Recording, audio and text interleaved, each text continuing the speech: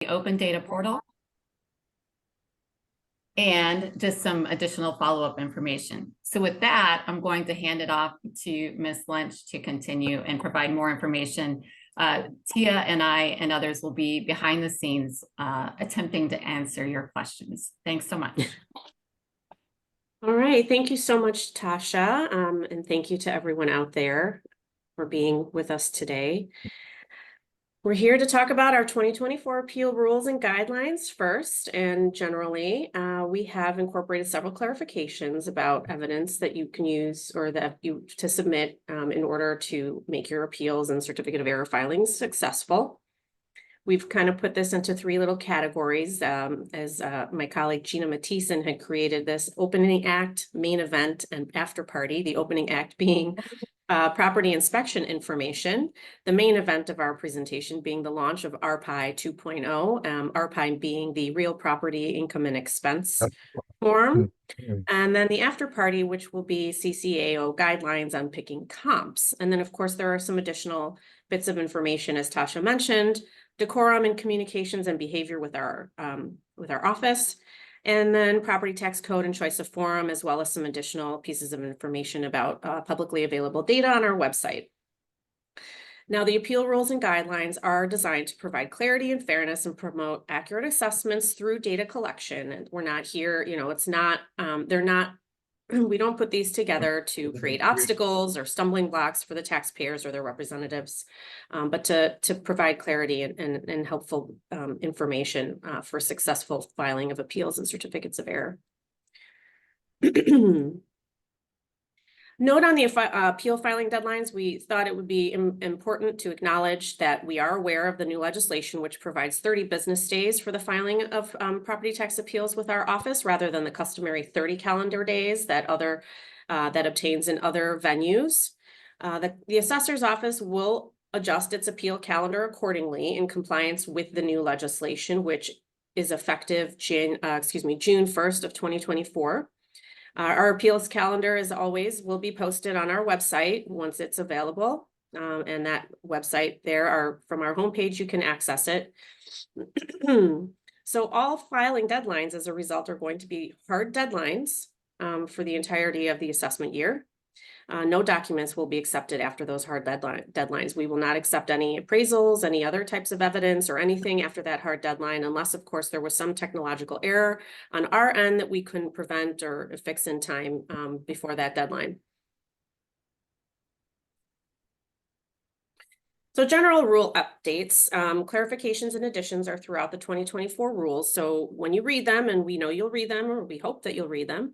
And if you have questions, of course, after reading the rules, if you haven't already, please let us know. We always are open to feedback and hope to be able to answer questions as quickly as we can. So some of the general highlights that that we're going to highlight today, or general changes that we're going to highlight for you today, are with respect to rules 1, 20, and 21 on property inspection requests. Rule 7 and 13, appeal deadlines becoming hard deadlines. Rule 17 is the requirement to reveal sales information. Rule 18, requirements for appraisals, and Rule 19 is RPIE 2.0 launch, and then Rule 25 is the Class 4 requests. So the opening act are the property inspections. The assessor's office field inspectors do need to access property in order to conduct a property inspection, otherwise known as a field request or a field check request. There have been, unfortunately, an increasing number of incidents where taxpayers who have requested a property inspection refuse the CCAO field inspectors access. This includes calling the police to report CCAO field inspectors as, field inspectors as trespassers, or using prejudicial, harassing, abusive, profane, or threatening language to our inspectors. Some types of requests in SmartFile will automatically result in a request for a property inspection, such as changes in classification or improvement square footage. If there is a refusal to allow our field inspectors to access a property, it may result in the denial of the appeal or of an appeal. So now we have incorporated into our Smart File filing application a checkbox for taxpayers to allow the assessor's office field inspectors to access the exterior of their property. As you can see here, there's this field check request box, and then a checkbox with some language here which states, by requesting a field check, you give permission for an assessor's office employee to inspect the exterior of your property. The assessor's office may deny any appeal filed by taxpayers who request a property inspection, but prevent a field inspector's access to complete the inspection. If you do not consent to the inspection, please unselect your field check request. Note that some field inspections are automatically triggered by updates made to certain property characteristics. So as I stated, some appeals that are for class changes or corrections to square footage will require that a taxpayer give us permission for a property inspection. So you'll see here that in this window, this screenshot, the field check explanation is that required based upon building square footage. You'll have to complete this acknowledgement in order to submit your filing. It won't allow you to get past this box.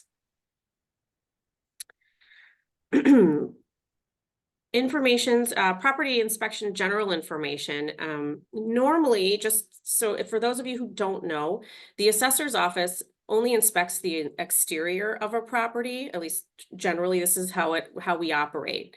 We're not typically not authorized to go and conduct interior inspections, except in extraordinary circumstances. And even then, we would only do so with prior authorization, agreement, and coordination with the taxpayer themselves. We do not conduct property inspections in order to confirm vacancy or demolition. Instead, taxpayers are expected to include the requested information as set forth in the Appeal Rules 20 and 21. Many property inspections are done remotely. So we use geographic information systems and mapping software in order to confirm, information about a property, or we do it, of course, through verification of appeal documents and submissions from all of you. So a taxpayer may not see an assessor field inspection in person, but the property inspection may have been completed using some of our geographic information software and other mapping type software, or verification of appeal documents that we've reviewed. And taxpayer representatives who file appeals on behalf of a taxpayer and request a property inspection are fully expected to advise the taxpayer that a property inspection was requested and that a field inspector may appear on their property and that access should be granted to our inspector.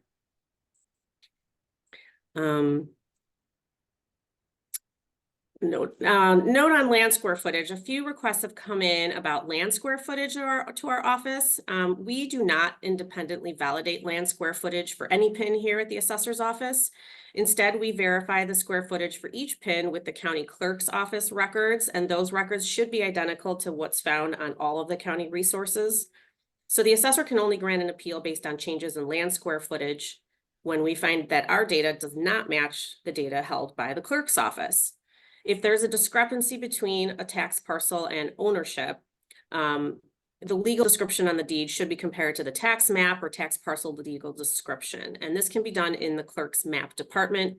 We've provided you here with an email address that you can, so you can reach out to the clerk's office. Just be prepared with a copy of the deed to the property before you email the clerk. And the address there is clerk.maps@cookcountyil.gov. Requests for changes in land classification or valuation, such as farmland, excess land, common area, or class changes from 590 to 241 or 100 are handled, of course, by the assessor's office. And as usual, just support any argument that you're making based on land classification or valuation with evidence. I will go ahead and turn it over now to Gina Mathieson, who's going to go through the launch of RPIE 2.0 with you on the main event. Yes, launch of RPIE 2.0. The most exciting thing is that no RPIE codes are needed. We won't ask you for a code. You won't be prompted for a code. In fact, there's no longer a separate RPIE process. Rather, it's part of the property characteristics and income and expense information tabs as part of the commercial industrial appeal process in Smart File. Just if you're going through Smart File, all those boxes that come up with a little red dot on them, fill those out, and then any other boxes where you have information for as well. and you'll be filling out your RPIE as you go.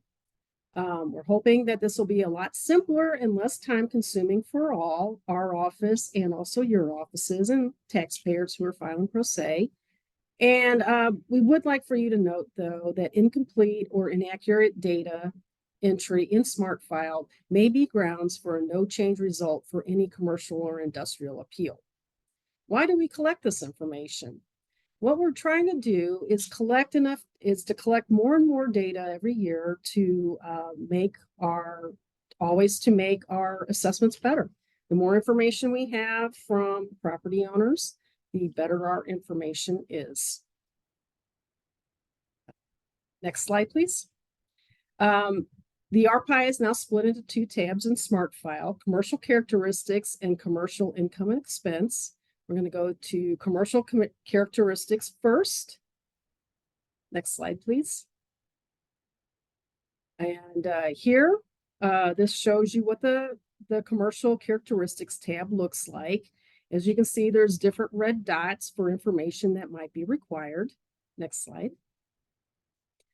You'll be required to enter the characteristics for the property that is the subject of the appeal. Select months applicable for the characteristics from the drop-down list. So we try to have as many, anytime you see that little caret there, there's a drop-down list, hopefully that's helpful. Typically the months will be January and December, but if the information is only applicable to a portion of the year, that can be indicated here. Next slide. And you can also search the type of property it is. We have over 100 different types of property. We don't want anyone going through all that list trying to figure out what kind of property they are. So we have this little search function up here. You click on type of property and it gives you a search box. If it's an office property, try searching office. If you have a car wash, you can type in car wash. If you sell cars, you can try typing in car or auto, etc. We don't want anyone having to scroll through hundreds of, over 100 different types of properties. So just use the search. If you need assistance, you can always call us.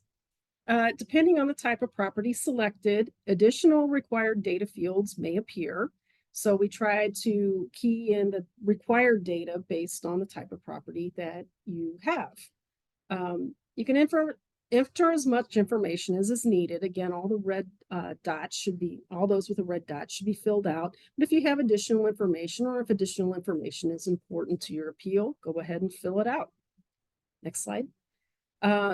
Commercial income and expense is the other part of the RPIE. Again, we ask for 3 years generally.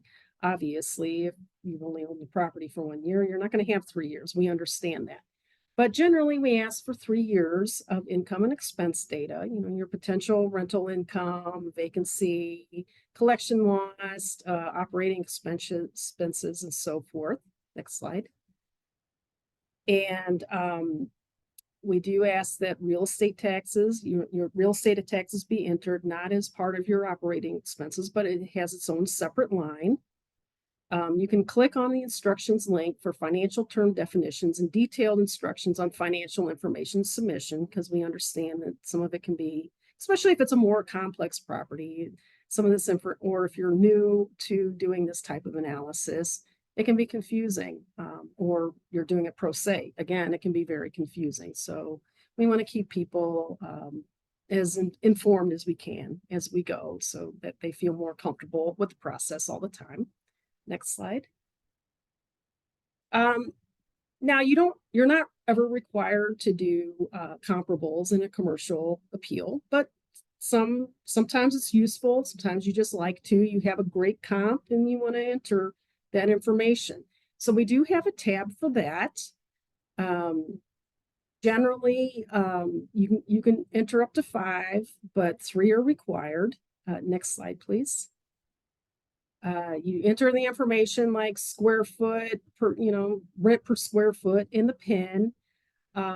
If you choose not to use this tab, just enter in a 0 and then the requirement for a PIN will go away and you don't have to worry about this tab. But if you want to use it, it's there for your use.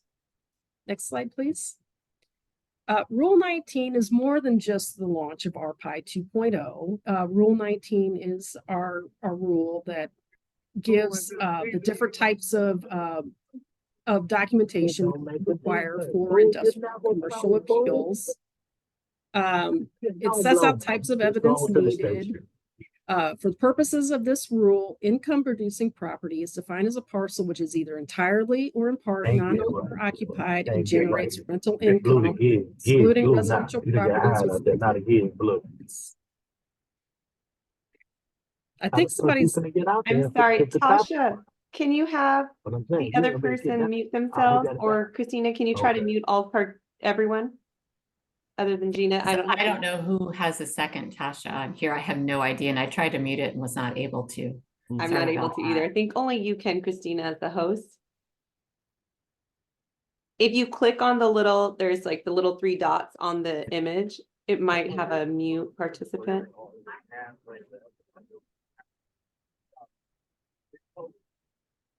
so as usual, Sorry, go ahead. 3 years of income and expense information is what we ask for. It might include, but it's not limited to Schedule E, IRS Form 8825, Form 1065, IL 990T, or things like audited income and expense statements. Those are always useful. For all income producing properties, except apartment buildings with more than 6 units. Sure where that sound's coming from. The taxpayer must provide either complete copies of all leases in place of the property or alternatively lease summaries for each lease in place. Please see Rule 19 for complete instructions for the lease summaries. And when submitting income information, practitioners shall, please note it says shall, redact taxpayer non-public personal information, NPPI, easier to say, such as social security numbers, employee identification numbers, driver's license numbers, financial account numbers. That includes copies of checks you might be submitting. Please redact the account information on those. Credit and debit card numbers pursuant to Illinois Supreme Court Rule 138. About his money, he been paying for y'all for a while. I see he sick and tired of y'all there. Then got mama over there guilt Next slide, please. on that. You know that's so sister. Don't be The after party here is guidelines for comps. I'm sorry, Gina, just a second. Oh, I don't want you to continue because we can't hear you. Y'all there for that. Board. I don't know how to change the mute settings. I'm sorry. Hey, cuz let me hit you back. I don't either. Can we ask that all participants please mute themselves on this webinar? Yep, so If you it would be haven't already. it would be the You're hearing a panel. lot of background information. Someone's logged in as Tasha, and that's where it's coming from.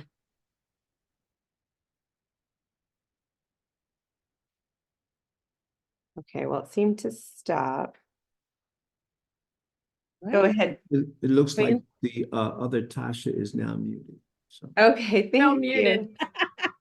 looks like it. All right, fantastic. So one of the things that we have been asked for a long time, particularly by pro se taxpayers, which the rules and the guide and this meeting are for as well, but also some of you on what's a good way to pick comps. We're looking for quality in comp choices submitted in support of your equity and uniformity arguments for residential properties. And also commercial and industrial if you choose to go that route. Comps should be selected based on proximity to the subject property and characteristics in common with the subject. They should not be cherry picked to include only the lowest valued properties in the area. There's a lot of programs out there that make comp selection easy. They make it really easy to just, okay, here's my comps, here's my lowest ones, I'll just pick the lowest ones. Please don't do that. Please instead use those programs instead to pick really high quality comps that support your argument. Unless a property is truly unique or unusual some way, we're generally not overly concerned with outbuildings such as sheds or other outdoor structures such as swimming pools. We're also not overly concerned with updates to your kitchen counters or your bathroom finishes. Next slide. So, I mean, this is a pretty easy example, but the first two, they're similar. In fact, they were right next door to each other. But anyway, they look a lot alike. They're both brick. They're both 2.5 stories. They look about the same age, the same size. You know, they would probably be good comps for each other. The next two, not so much. We've got the 2.5 story brick and then a 1-story frame house. They're not very comparable. So one of the things you can do is when you have a program that shows, you know, that picks your comps for you and has the photos. One thing I always did was look at the photos of the homes. If they look kind of similar, you probably got some decent comps. Of course, you want to look at all the characteristics as well. If they look wildly different, you might have a problem that you need to go in and check up on. So visual cues are great. Humans like visual cues. Anyway, next slide. The 7 most important factors in choosing residential comps are proximity. That's what we're looking for, those which are closest to the subject rather than those which are lowest in value. Square footage, best to choose comps which are similar in size to the subject, of course, also similar in class.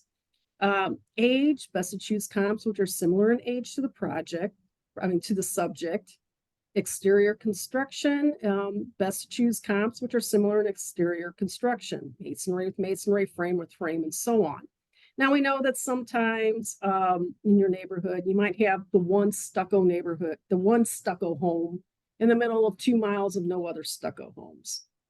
So that's when some judgment comes in. And then you might look at some of these other characteristics instead, like square footage and age, things like that. Basement type, land square footage, you want to have a similar sized, generally a similar sized yard, things like that. Garage, have a similar type of garage. So, you know, there is also an art to this, and we just, you know, ask for you to rely on your experience when picking comps. Next slide, please. Notes on decorum. Unfortunately, as Christina mentioned earlier with our field inspectors, it also happens in our office. So this is something that we do need to address. And we would ask that you share this information with your clients if they are expecting, if they should be expecting a field inspection, so that they understand that there are certain expectations our office have of interactions with us. Any form of aggressive or threatening behavior towards our staff will not be tolerated. Respectful and professional behavior is expected of both taxpayers and their representatives in all interactions with our employees, including during property inspections. All of our staff have the right to carry out their duties without being abused, harassed, threatened, or fearing for their personal safety. Written or verbal communications that are loud, you know, obviously verbal, and aggressive, rude and abusive, harassing and prejudicial, threatening in nature, or profane are unacceptable. Our employees are fully authorized to immediately end any communications with the taxpayer and his or her representative if such behavior occurs. So if somebody is calling one of us and they start cursing at us, we hang up. Yeah, that's something we're going to do. So there's no need to call back. Your employee hung up on me. Well, if you were cursing them out, of course. But, you know, just talk to your clients about that so they understand if there's a property inspection, you know, how to behave with, you know, to basically treat the inspector with respect. Next slide, please. Okay, so the property tax code sets out basically the life of an assessment appeal. You may start with the Cook County Assessor's Office. In Cook County, we're obviously just focusing on Cook County here. You may start out with the Assessor's Office. We're optional, but you know, we're good action, particularly if you have an appeal based on something that our office is, you know, has immediate control over, like building square footage or property classification.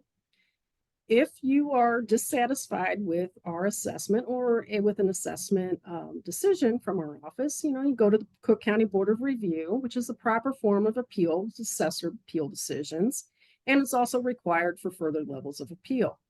If you're dissatisfied with the Board of Review, decision, you can either go to PTAB or you can file a tax objection complaint with the Cook County Circuit Court. Generally, if you're unhappy with court, you can always go to appellate court, although those cases are usually settled out. If you're unhappy with your PTAB decision, you go to administrative review. The thing that's really not acceptable that we keep seeing over and over again, even with PTAB decisions, is the filing of a certificate of error, basically as an appeal of a decision you didn't like from the Board of Review or the Property Tax Appeal Board. Next slide, please.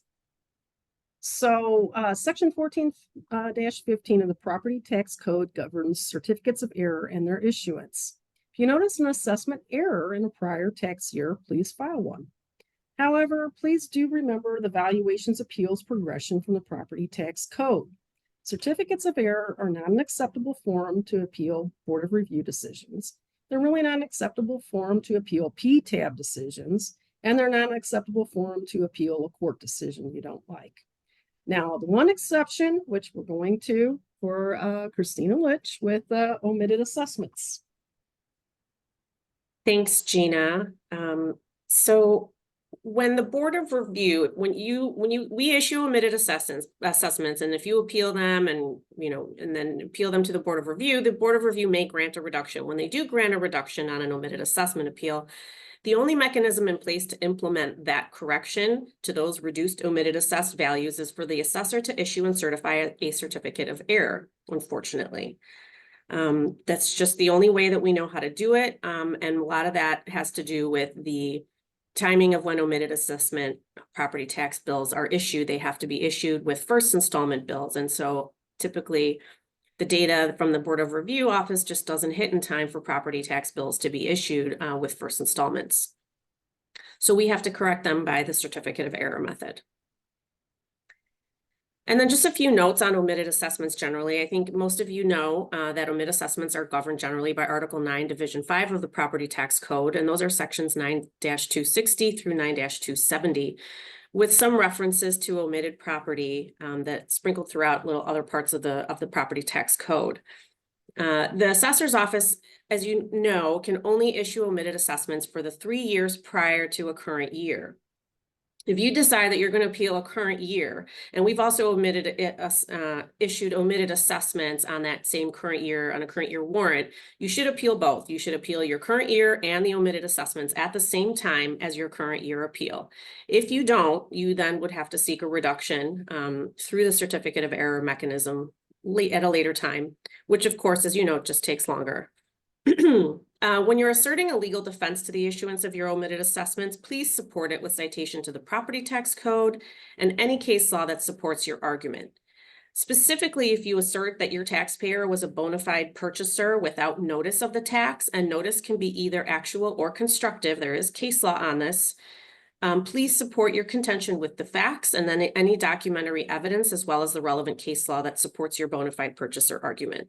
It's just stating that you were not the owner at the time that the omitted assessments, that the back taxes were owed is not alone in itself a legal defense to the issuance of omitted assessments. I'm now going to turn it over to Michael Piper, our Chief Valuations Officer, to go over the valuation updates for you. Thank you, Christina, and welcome once again, everyone, and good afternoon. So I'm going to talk about a couple of topics briefly, and although it says valuation updates, I don't know that these necessarily represent an update to the law, but a clarification, and some of you may see it as an update. We get a lot of questions about how we value a parcel once there's been a demolition, okay, depending on what time of the year the demolition takes place. And understandably, that can be kind of confusing. So I just put a brief part of the law that you can find in 35 Illinois compiled statutes here. I didn't put the whole thing because it goes on for like a page, but I'll read it. It says, the owner of property entitled to a diminution of assessed value shall file with the assessor, that's us, with the decrease of assessed valuation. Upon failure to do so within the 90-day period, no diminution of assessed value shall be attributable to the property. So once a demolition permit is filed and we're notified, we can take action, but the action that we take, it does have to reflect the decrease in the value. It doesn't necessarily reflect a change in the class code. Demolition completed prior to the tax year, okay, let's just say 2023. And so now I'm looking at a parcel in 2024 in which the demolition has been completed. It's just vacant land. Yes, that's how we are supposed to value it. On top of that, that may require us to change the class code. If there's nothing else there, it's not being used for anything else, no outdoor storage, no material storage, no parking, we can change it for that year. The demolition may take place, however, after the certification of assessment. So during 2024, okay, still entitled to the reduced assessed value, but we would not change the class code for that year. We might change it for the following year if it still remains vacant land, but we would not change it for this year. We would change the value. We would make sure that the new value reflects the fact that a demolition took place, but after certification, mid-year, okay? And partial demolition during the tax year is just another way of looking at that. Next slide, Kristen. So when is it classified as 100 for the entire year? And that's a big difference because, you know, if you take the parcel off of, it's demolished and it's on a commercial piece of land, there'll be a 500 class, which gets a 25% level of assessment. That's proper. But if there's no improvements on the parcel for the entire year, again, as I said, no parking, no material storage, no outdoor storage, no commercial use, for the entire year, this year, it will be entitled to a class 100, which is a 10% level of assessment, big difference. So what do we need to see? We need to see some of the following. A demolition permit is the thing that we're looking for. Dated photos of the demolished property, and that's important because sometimes the property is demolished, but not entirely. There may be parking, there may be some outdoor storage taking place, even without a structure, if that makes sense, on commercial and industrial property. An affidavit of vacant land is helpful.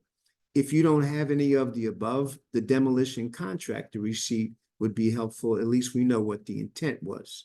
And finally, if you're filing this as part of an appeal, the appeal narrative should provide any additional information regarding the demolition, specifically dates. You know, when is it scheduled to occur? When is it due to be finished? When was it finished? Next slide. So on new construction, that kind of works the opposite way, but you know, it's the same principle. The proportionate value of any new or added improvements is to be reflected for the year in which they're added. We would look for a certificate of occupancy or some evidence that the property is deemed 100% inhabitable, that you can start leasing it out. But prior to that, we would put it on based on, as I put down at the bottom, the construction schedule. If we see that the construction schedule is something that's been adhered to, we see the building is, let's just say 50% completed, we will put it on at something approximating 50%, with the understanding that, you know, we would have to kind of really look closely. Is it really 50%? Does that mean half the building can be occupied, or does it mean that none of the building can be occupied, but you're halfway there? It's a big difference in the way we would value. Again, a certificate of occupancy or whatever the equivalent is helpful to us. That's the official evidence that we look for. And finally, any dated pictures. And if you don't have any of the above, or you don't think that's going to get you where you need to get, and value-wise, request for an inspection, we can come out and take our own pictures. So those are the partial, the middle of the year, the proportionate value. That's the things we get most of the questions on. And hopefully what we talked about here will answer some of them. If you have further questions or need further clarification, shoot us a question. I'm turning it back over to you, Christina. Thank you, Michael. And everyone is still here and still awake. We were only 40 minutes into it. So I'm going to start going through the publicly available assessor data with everyone. The assessor's office publishes a wealth of data and data sets that are accessible from its website, including our valuation reports. And many of you may know all about these already, but some of you may not be as familiar. We have valuation reports for all properties, residential and non-residential, and they are published by township. We have reassessment methodology worksheets, and these are worksheets that we publish on our website for income producing properties in every reassessment year. And those are, of course, also by township. And then you can dig into them. They are spreadsheets. They will show you, you can search by PIN. Also, they are organized by property classification type. So there are tabs at the bottom of each Excel spreadsheet that will tell you what classification type is in that tab. And then you can go and search by PIN. Those will then provide you with categories of information that include all of the inputs that we put into our statistical modeling program that we use for mass appraisal. And then finally, there's also the Cook County Assessor's 2023 Open Data Refresh, which is a part of the Cook County Open Data Portal. And I'm going to go through, I'm going to stop sharing my screen currently with this, and I'm going to go through and just kind of show you where all of these things are. And then with the Open Data Refresh, I will try to briefly show you how to actually build a query and pull and export information that could be very useful to a lot of the work that you all do. So first, I'm going to go through the valuation reports. Give me a minute. I will share a different screen. Okay.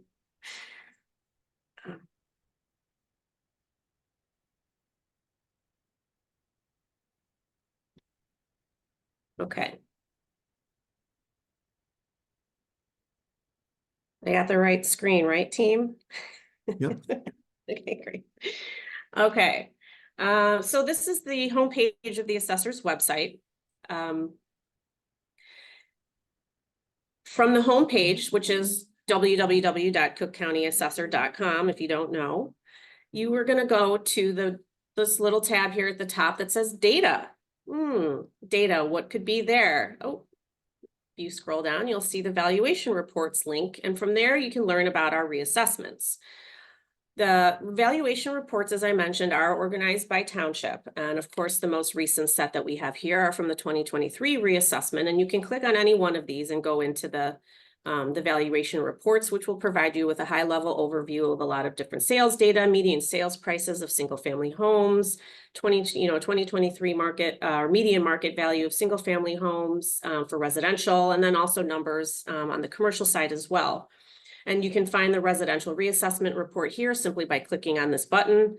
And then there's also the commercial reassessment report. Now, by clicking on the commercial reassessment report link, will take you to the next piece of, or the next category that I wanted to discuss, which is the commercial valuations and our methodology worksheet. So once you go to this, I chose Orland Township again, of course, and the commercial valuations report, you'll get the actual valuation report itself. And then the worksheets are underneath that. And by clicking on those methodology worksheets, you can pull up the spreadsheet here that has all of the different properties in Orland Township. Here's a summary page. And as I mentioned, that there are tabs at the bottom that are organized by type of property classification. You can go and there's the nursing homes, special 529 properties, 523s, multi-class, which are a combination of various different 500 classification properties, including your 593s or 592s, 597s, and others. And then there are the multifamilies, which are in the class 300 classification. Industrial properties, the 599s, which are the commercial condominiums, and the 517s, which are the special commercials and some others. And 590s are a minor improvement type classification. So those are your methodology worksheets, and you will find those, and they have all of these different inputs in them. At the top, you can see, I'll scroll through property use, total land square footage, building square footage, investment ratings, dollar per square foot, PGI, vacancy and collection percentages that we apply and factor in, the expense ratio that we applied, effective gross income, all of these different categories of information and data that we input into the model in order to calculate on our initial valuations for each of these commercial properties. Okay. Okay. Now, the next category that I wanted to talk about and take you through is the Assessor's 2023 data refresh, which is accessible also from our website. What our website will do is take you to the Cook County Open Data Portal from the data tab on the homepage. Property tax exempt parcels is one of those, but if you go to the Open Data Refresh, which is where you really should start, because then you can access all of the different data sets from there. Click on the Open Data Refresh and maybe even just bookmark this page on your websites if you need, if you're interested in pulling and querying data. We have all of the sort of the parcel universe. These are our multiple different data sets. We have the parcel universe data set, parcel address, parcel proximity, single and multifamily improvement characteristics, as well as residential condo unit characteristics. And then we have this here, assessed values. Assessed values is the big one that seems to garner the most interest from folks. But we also have appeals information also. So all of the land building assessed values for appeals with the Cook County's Assessor's Office are available, and you can pull information directly from this data portal about appeals and appeal values. Assessed values is great. I'll take you through a query of an assessed value. So you click on assessed values, and in order to create a query that you can export filled with data and information, you'll go to this button here at the top, right, actions, and it'll say query data. So you click on query data. And then as you can see, there's multiple categories here of data fields, and you'll have data fields for tax year, class, township code, name, the mailed building. These are all assessor mailed, being the values that the assessor initially sets when they mail out initial values on a reassessment or on any assessment, general assessment year. And then the mailed total, and then the certified numbers that we certified to the Board of Review. And then, of course, any numbers that we get back from the Board of Review when the Board of Review certifies that assessment year are included in these data sets as well. In order to create a filter, if you want to filter it out for a particular township, and Barrington Township here, you're going to go down to the very bottom of this screen, of the query screen, and you're going to select your first column that you want to filter. And you would usually the way I do it typically is because I'm looking for a particular year. So I would select the tax year. Then you have to use the this bar in the middle. And, if you're going to use 1 year, you select is. If you're going to use multiples, you can say these qualifying phrases here, whichever are helpful to you, put in 2023. And then in order for it to actually apply, scroll down, you have to click apply. And then as you can see here, the column, tax year column, switched to everything that is just for the 2023 year. You can filter it further by clicking the plus and link here, and then filter down to the next category or of data set that you want to review. So it's township name. And let's pick Orland. Oh, we got to use the qualifier and pick Orland. You can add multiple ones just by changing this drop down here. And then again, you have to click apply.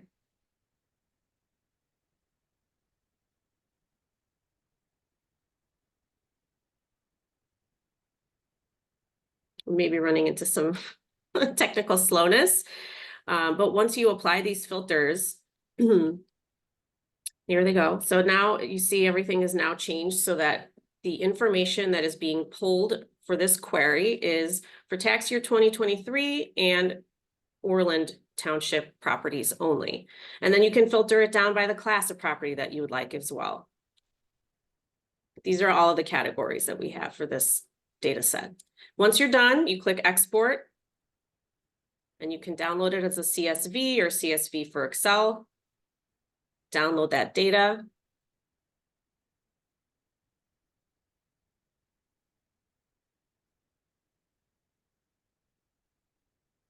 And then of course you can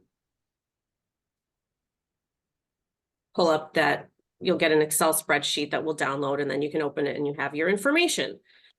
So anyway, this is really useful, obviously, for the various different data sets that are available on through our website and on the Open Data portal. And again, I would encourage you to bookmark the Assessor's 2023 Open Data Refresh.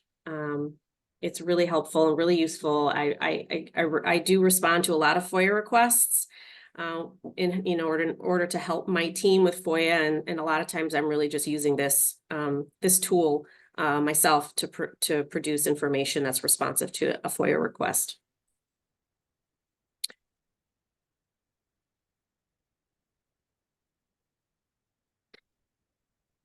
Okay. All right. And there you have that.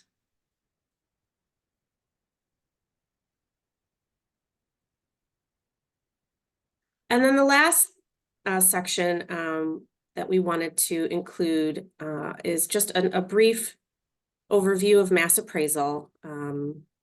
We just think it's really important to, to help people understand what we do when we set our initial valuations. As everyone knows, as lawyers under Illinois law, the assessments in Illinois should fairly reflect market values. And when calculating fair market value for residential properties, we consider the fair cash value, what the fair cash value would be for a property if it had sold recently in its reassessment year. For residential properties, the assessed value, of course, equals 10% of fair market value, while for non-residential properties, the assessed value is 25% of fair market value as set by Cook County Ordinance. The assessor's office, of course, estimates fair market value when it initially sets values by using this computer-assisted mass appraisal model that I've mentioned, short and CAMA. It analyzes sales trends, and mass appraisal models rely on accurate data, of course, which we obtain from property owners. Our model is a regression model. It's not linear, but it's a tree-based type of model, but it is a regression model. And when we are conducting our initial valuations using a mass appraisal, we don't look at each subject property on its own. A good analogy we use is that we do not look at the single tree in the forest, but we look at the entire forest of trees when setting initial values. And of course, our CAMA model being a tree-based regression model, it makes sense. So the CAMA model on the residential side, how does it know how much the home is worth? It's a computerized statistical model that uses real estate market data to estimate the value of homes that haven't sold. The models are often called automated valuation models and are, of course, the prescribed method for conducting a computer-assisted mass appraisal. The goal of the model is to answer what would the sales price of every home be if it had recently sold in an arm's length transaction. The answer to this question has two steps. First, we use the computer code to analyze data about home sales, and any two homes might have different characteristics in sales prices, but there are going to be consistent patterns in how characteristics affect sales prices on average. So it's important for us to detect these patterns accurately, but we can't, as humans, do it as quickly as a predictive computer code can, in learning the patterns faster. So the output of this step is a model that can be used to predict a home sales price based on characteristics and all of the learned patterns that the model detected. Then the second step is the valuation portion, where when we use the model that was created in step one to predict values for residential properties, and then the estimated values produced by the model are reviewed by our analysts, who review assessed value changes by neighborhood and property class and make adjustments as necessary. They don't always make changes, but as necessary. And Christina, if I can point out one thing, the last thing you just mentioned is very important to understand, kind of using your tree and forest analogy. A flyover might detect so many trees that look like they're the same, but that part of the valuation process that the residential, or in some cases commercial folks, have to look at the model results to see that these are indeed apple trees, and these over here that we thought were apple trees are orange trees. That takes place every time we revalue a town. That's kind of the last part. So it's 90% model, maybe 10%, but one of the more important parts, looking closely to see what the model produced. And it works off of a baseline value, you know, taking into account all of the different characteristics that could affect property value. Right. So what does the formula look like? And I say formula, I use that word loosely. This is what it looks like. It's a code. It's not something it's not a simple mathematical formula that we can put on a sheet of paper and show you how it works. And this is just one screenshot of a small piece. And as you can see, the word tree is on this screenshot here, because there are, as I said, this is a tree-based regression model. And so each learned pattern, each tree that it goes through, it learns and it continues the process of detecting patterns in the market, you know, in order to come to a model initial valuation figure.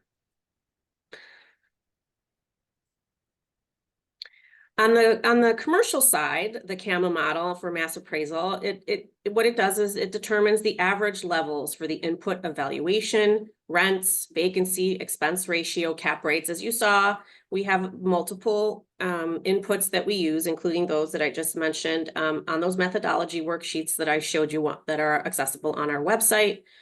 And then we apply those averages uniformly because we have a constitutional mandate to assess properties uniformly. And we apply those averages uniformly to similar properties in similar neighborhoods in order to create individual values.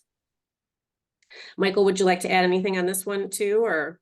No, that's very important to understand that we have to value uniformly.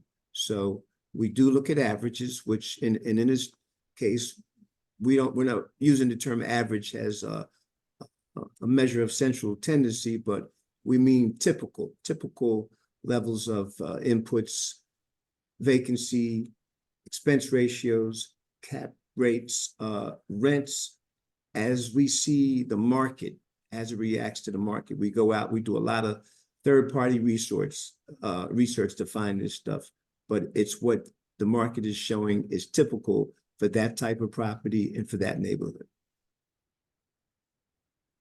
Thanks, Michael. Well, that concludes our live presentation. I really do hope some of the newer information that we've provided to you is helpful. And of course, we'd love to hear from you on anything that we can do to improve what is available at your fingertips. And we appreciate that you guys came here today to hear us out. And I know that looks like there's a lot of questions in the Q&A. Is there anything that you wanted to say to wrap things up, Angelina or Tasha or anyone?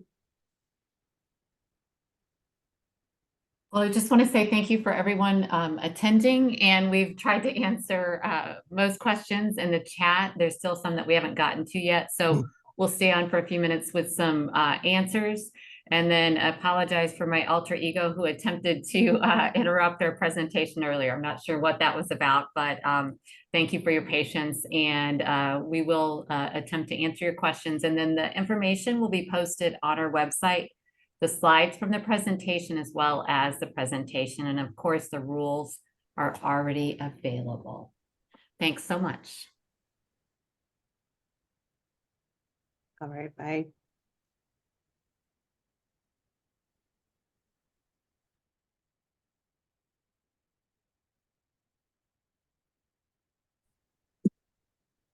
I see one common theme.